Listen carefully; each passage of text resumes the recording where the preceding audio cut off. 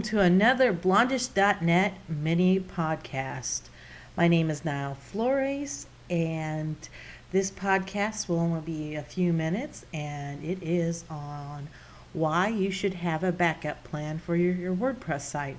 Now, it's great once you get a WordPress site going and you've installed plugins, a theme, you're posting, you're having fun, but you need a backup plan. Well, not everybody thinks about this, but what happens in the case that your site might be hacked? Or what happens if you had a web host that wasn't reliable and you find yourself without a website? There could be any type of issue that could come up about your hosting that could mean loss of data. And for some people, it could mean a loss of money and time trying to get that content back up. Well, you could solve this issue by having a backup plan. This could be whether you have a web host that has cPanel or something else, and it has an option to do a full backup of your website. In the case that you have this, you can use that to restore your website to the point prior to the data loss.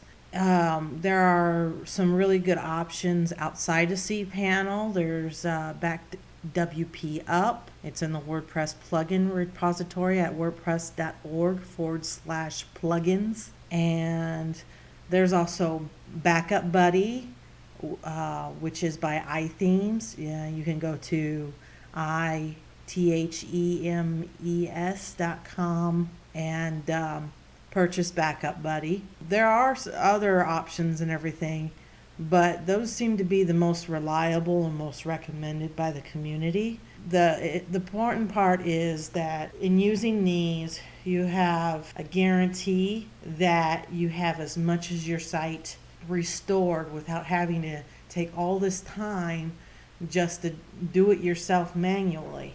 And this goes into thinking about when you should do your backups. You should do your backups sometimes daily. If you are a blogger that does daily posts, then you probably want to back up once a day. Once you've put together your backup plan, you're most likely going to want to find a place to store your backups. It could be on your own computer, it could be on Dropbox, or you could put it on your Google Drive. Just keep in mind that your backups do take up space, and if you're using plugins like BackWP Up or Backup Buddy, they are actually backing up your whole site.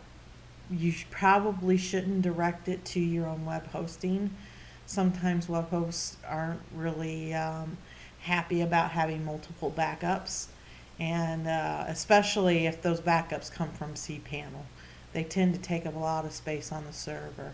I encourage you that if you don't have a backup plan, or if your backup plan is kind of shaky, that you should put together one today. All right, and this concludes this mini podcast episode, and I will talk to you next time.